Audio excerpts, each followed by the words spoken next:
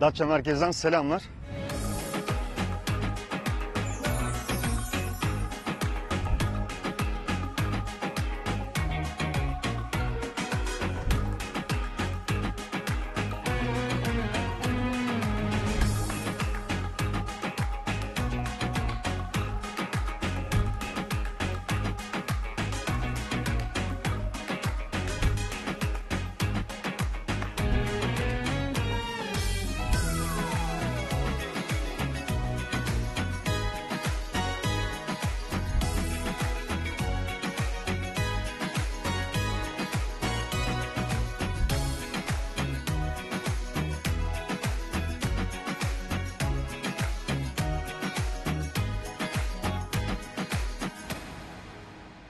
Şimdi size hızlı bir Datça turu attıracağım. Burası meydan. Şöyle döneyim etrafında. Ondan sonra hemen önümde kumluk var. Kumluktan denize giriyorlar. Merkezde denize girilen tek yer burası. Direkt merkezde. Onun haricinde akşam da sıra sıra balık restoranları var burada. Evet, geldik restoranların olduğu bölüme. Gündüz masa sandalyeleri atmışlar. Bir kısmının önünde şezlong şemsiyeler var. Geçen sene burada bir ne yemiştik? Kalamar yemiştik yanlış hatırlamıyorsam. Yani fiyatlar işte malum ya, ne diyeyim. Yani balık yediğiniz yerde biraz hesap tuzlu geliyor. Burada da çok farklı değil. Yani Türkiye'nin birçok yerinde olduğu gibi. Üç tarafımız denizlerle çevrili. Ama bir balığa 200-300 lira para veriyoruz. Çok komik. Evet, restoranlarda böyle şık şık süsler yapmışlar. Buradan denize girebilirsiniz. Kumluk böyleydi. Ne yiyelim abi? Datça'ya geldik. Ne tavsiye edersin? Vallahi denizden her şey yenir burada. Buraya özel bir balık var mı abi? Datça özellikle. Şöyle Şurası. Kayalagoslarımız, Kayalagoslar. bu tarafa doğru geldiğimizde Hemen geldik abi. Mercan mı? Sinaritlerimiz. Sinaritler. Mercan'ın bunlar amcası mı mercan, abi? Şunlar. Ha, mercan bunlar. Mercan bunlar. Yani Tamam. bunlar da pangili mercan. Tamam Kılçıksız abi. olur bunlar genelde. Tamam abi. İskorpitler keza buranın İskorpit. en değerli balıklarıdır. Abi resim gibi yerleştirmişsiniz balıkları ya. Yani öyle. Kaya var bunları tazecik ve günlük. yine Çok güzel. aynı zamanda. En çok giden bunlar mı abi? En çok giden onlar. Arkada Ama levreklerimiz var. evet, denizden levrekler, kaya levrekleri, deniz çupraları. Evet. Abi 2 kişi geldi, burada bir balık söyledi, 2 kişi. Ondan sonra meze söylediler abartmadan. Birkaç da içecek içtiler. Ortalama Üstü abi ne öderler tahmini? Şu an... Bu sezon onu çok soruyorlar abi. Evet. 3 aşağı 5 yukarı abi. Yani iyi bir yemek 300 lira. 2 kişi. başı- Kişi başı 300 lira Evet, civarında. kişi başı Tamam. 300 lira. Evet. Sezonumuz açıldı. Hayırlı Evet, olsun abi. evet, 2021 teşekkür ederim. sezonu. Teşekkür ederim. Misafirlerimizi bekliyoruz. Tamam. Çok teşekkürler abi. Ağzına sağlık. Görüşürüz. Hastanealtı plajının olduğu yere geldim. Sağ tarafım plaj. Ama ben bu yolu çok seviyorum. Akşamları çok keyifli oluyor. Sabahları da. Yani burada spor yapabilirsiniz. Akşam yürüyüş yapabilirsiniz. Şu an deniz saati olduğu için pek bir kalabalık değil. Ama akşam üzeri oldukça yoğun oluyor. Kumluk plajıyla Hastanealtı plajı arasında ne derler? İncik boncuk tabiri caizse buraya ait küçük süs eşyaları, işte boncuklar, kolyeler, takılar alabileceğiniz minik minik böyle şirin küçük tezgahlar var. Tam arada oradan alışveriş yapabilirsiniz. Yine oraya gelmeden kumluktan böyle solunuza baka baka giderseniz de yine buraya ait işte badem meşhur, biliyorsunuz burada bal meşhur. Zeytin, zeytinyağı, o tarz ürünleri satın alabileceğiniz küçük küçük tezgahlar var. İlgilenenlere duyurulur.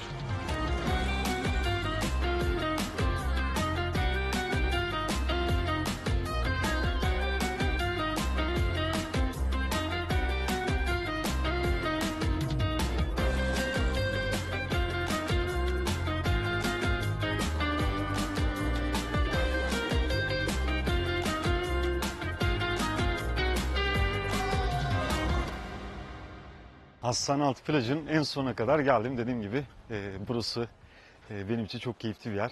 Keyif alarak yürüyüş yapıyorum.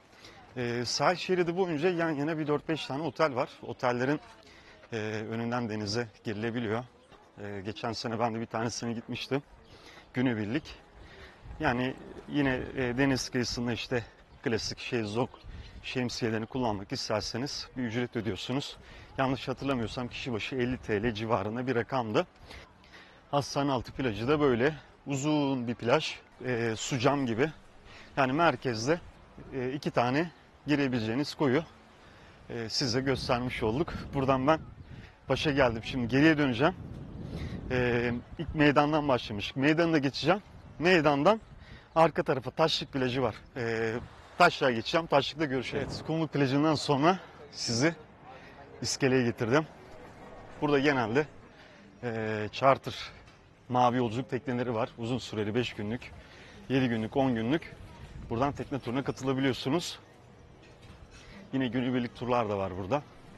İşte liman kıyısında yine bir şeyler yiyip içebileceğiniz mekanlar var. Şöyle arkada görünüyor. Kafeler, restoranlar. Burası da güzel, keyifli. Üst katlarda balık restoranları var. Şöyle göstereyim. Geleceğim. Üst katlar, restoranlar.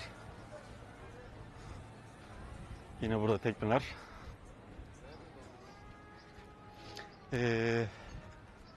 Bu yolun ilerisinde sağdan yukarıya devam ederseniz limanın göbeğinden akşamları öyle keyifli sohbet edebileceğiniz bir yer var. Orayı da tavsiye edebilirim.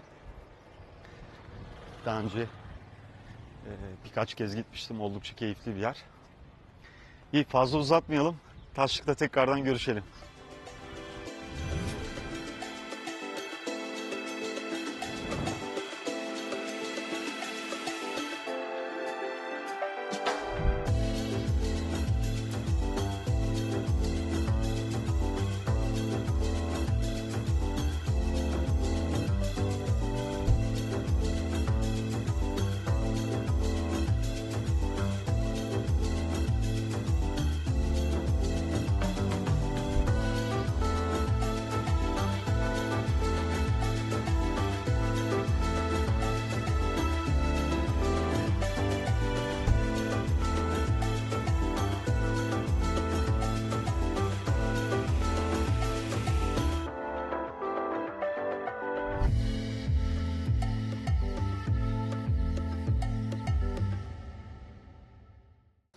Evet, Taşlık plajına getirdim sizi. Komut plajına gittim. Oradan Hastanealtı plajına gittim. Yani şunu söyleyebilirim rahatlıkla. En popüler, en kalabalık ve de en keyifli plaj burası. Yani merkezde denize girmek isteyen 10 kişinin 9'u sanırım bu tarafa geliyor. Bunu da özellikle belirteyim. Yan yana şezlong şemsiye olan hizmet veren mekanlar var. Baştaki yeri ben çok beğendim. Mavi beyaz renklerle süslemişler. Sıra sıra güzel tatlış keyifli mekanlar var. Yani ne kadar ya? Ne diyelim? Bir 300-400 metre uzunluğunda bir sahil burası. Sodalı Göl'e getirdim sizi bu sefer. Taşlık plajının sonunda jeotermal bir göl burası. İçerisinde çok ilginç balıklar var. Hatta o kadar çok ki yani hem denizden bu tarafa giriyorlar, buradan da denize gidiyorlar. Özellikle çocukların ilgi alanı. Şurada küçük de bir şelalesi var. Oradan çocuklar için bir eğlence olmuş. Aşağıya atlıyorlar. Yine bu tarafa gelirseniz bu gölü de görmenizi tavsiye ederim. Limanın gündüz halini göstermiştim. Bu da akşam üzeri hali. Artık denizden evlere, otellere dönüldü. İstirahat edildi. Yavaş yavaş herkes kendini şimdi dışarı atmaya başladı. Hatta şuradan güzel müzikler geliyor. Şurada arkada bir mekan var. Burası limanın olduğu yer. Evet, tam bu mekandan geliyor bu sesler. O müziğe de eşlik edenler. Şurada sol yukarıda yemek yiyebileceğiniz mekanlar var. Evet, hareketlenmeye başladı Datça.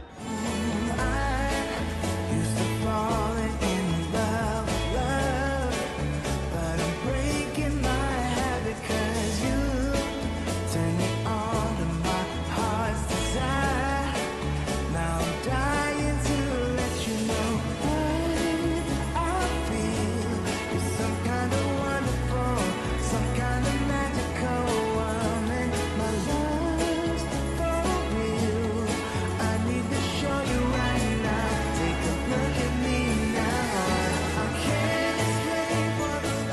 Yani limanın bittiği yerden sağdan yukarı çıktığınızda bu sokak vardı. Bu sokağı göstermeseydim olmazdı. Çünkü eğlenceli bir sokak. Yani bu saatlerde bile müzik devam ediyor. Eğlence başlamış ve müzik devam ediyor diyelim. Selam.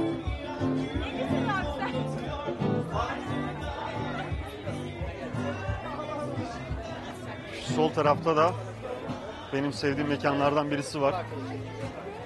Burada yine deniz manzaralı bir şeyler yiyip içebiliyorsunuz. Şöyle güzel bir ortam var burada da. Evet, bu sokağımız da böyleydi. Kumlu plajının olduğu yere geldik. Buranın gündüz halini göstermiştim size. Akşamları burası tabii ki daha hareketli. Neden? Çünkü burada yan yana balık restoranları var. Datça'ya geldiğinizde bir balık yemek isterseniz bu kumluk bu taraflar oldukça popüler. Tavsiye ederim, yan yana mekanlar var. Biz birkaç tanesine gittik. Güzeldi, keyifliydi. Fiyatlarla ilgili ne diyelim, deniz ürünleri yediğinizde Türkiye'de biraz tuzlu oluyor. Burada da çok da farklı değil. Evet, şöyle sahil tarafını göstereyim istedim. Masaların arasından gidiyorum bu arada. Ortam böyle güzel, deniz kıyısında. Yani Datça'ya bir gelmişken burada bir balık yemenizi tavsiye ederim. Neyse, çok da insanlar arasına dalmayayım. Kumluk plajından ve akşam ambiyansından bu kadar diyelim. Tekneden günaydınlar.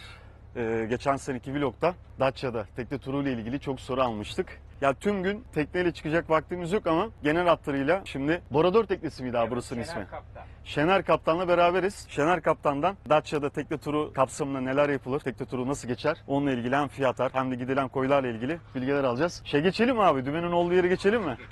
Hem de bir taraftan teknenin şöyle içini göstermiş olalım. Şimdi tekne turu sabah kaçta başlıyor, kaçta bitiyor akşamda? 10-10.30 arası başlar. Evet. 10-10.30 arası. Müşterimiz gelir, onlar da işte efendim içeceklerini almaya giderler. Yine 10.30'u buluruz. Akşam üzeri de dönüş saatimiz 6'dır. Kaç tane koya vuruyoruz? Koyların isimleri nelerdir? Yukarı şöyle söyleyeyim biz size.